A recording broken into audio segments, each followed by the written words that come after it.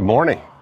Okay, as I'm going through journal number 3, it's amazing to me that so much of the things that I was writing about and thinking about are things that I still do today, 30 years later. And structurally, what I'm noticing in the way that I'm using my journals is there's many pages of some basic patterns that I would see. So I mentioned using my journal for dialogues with myself, and there are lots of examples of pages of thinking about my thinking and having conversations with myself to work something out. That's one of the most common uses that I'm seeing developing here. But the other thing is these storyboards. And I did mention the storyboards in one of the videos, but what I'm recognizing right now is how much these storyboards are a focusing tool. What I've learned is that if you put a pen in your hand and you have a piece of paper, and on the top of that piece of paper, you write something that instructs your mind, what the pen actually does is it forces you to think about only that thing. It gives an outlet to go from the thoughts that you're having out onto the page. And I'm looking right now on page 111. The thing that I was focused on in this particular journal was creating the storyboard for a home buyer's journey and I call it the 7-phase buyer wow cycle. And part of the important thing about setting up your storyboard is to recognize where the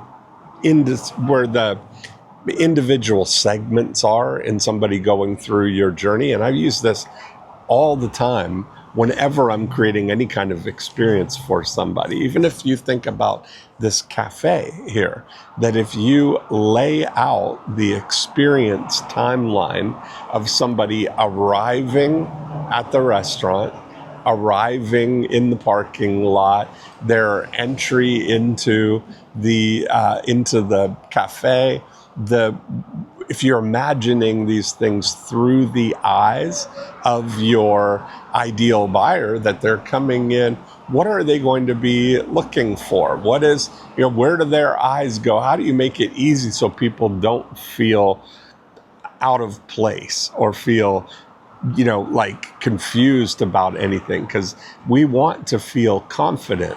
It's a very different experience when somebody is a regular at a place compared to their first time going through something. And we're often very close to the experience, so we know what it should be and we know what they should be experiencing. But to get into the eyes of a new person going through this, that requires some creativity and focusing your thinking by identifying those segments are the very best thing. So as I was going through the buyer wow cycle, phase 1 is that you've got to find someone who's looking for a home and educate them to the point that they want to meet with you. This all became part of the before unit thinking. This is an evolution of it. The 8 profit activators are essentially a storyboarding timeline. And then what happens on that appointment when you're meeting with somebody for the first time? What has to happen in order for them to secure that relationship with you? And then you go out and look at homes. That whole phase, there's lots of little places that you can create wows here.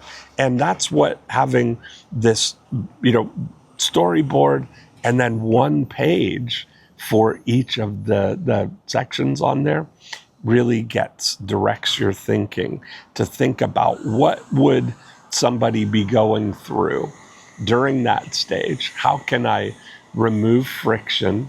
How can I get the actual objective of that? If we look at phase 4 of the buyer wow cycle is that conditional period where now they've been out looking at homes, they found the home, we got the offer negotiated, everything's accepted. Now we've got to go through the period of removing conditions, and that can be very nerve-wracking for somebody who's never gone through it. It's very precarious. So, if you think about how could you create a wow, having a daily check-in call with people, getting the home inspection arranged, getting the mortgage approval advanced, getting all of these things, when you recognize what the things are, it gives you the opportunity to now turn those things into actual processes.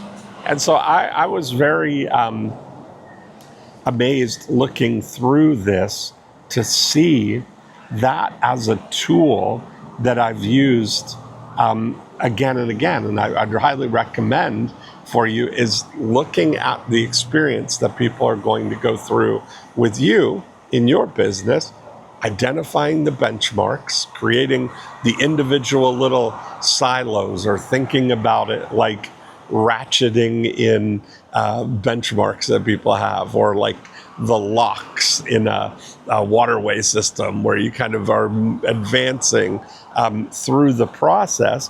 And what triggers the entry into it? How can you create a wow experience for people while they're going through it? And what's the exit into the next phase of this? And every page in your journal is an amazing opportunity for you to think that through narratively, walk through, have a conversation with yourself, imagine the ultimate scenario, describe what that looks like from the buyer's perspective, and then isolate the individual things that need to be systemized or supported to make that vision come true. So I think that is that's an amazing tool, and that's what a lot of journal number 3 was for me, is laying out and identifying these experiences for people. I got a funny email the other day from Rick. It says, Dean, question. Are you saying you can teach me to make fat stacks by hanging out at a pub, drinking coffee like you? And I laughed to myself because I was thinking, yes, I can do that. That's what I do. Is the funny thing, what I really realized is that every idea that I've had, every dollar that I've made over the last 30 years has gone through my brain, through my pen, onto a piece of paper in my journal before it went out into the real world.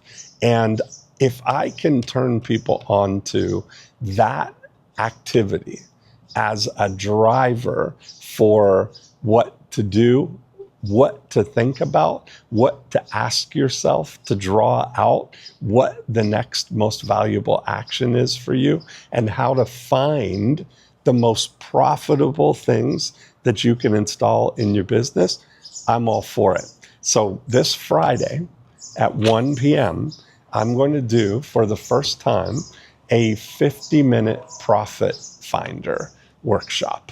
And you're going to join me live on Zoom, and we're going to go through a 50-minute exercise. Bring your pen, bring a notebook or piece of paper, and I'm going to guide you through a thinking process that will help you identify where the lowest hanging fruit is in your business, and maybe some fruit that you didn't even know was there, but I'm going to show you where to look for it. So it's free.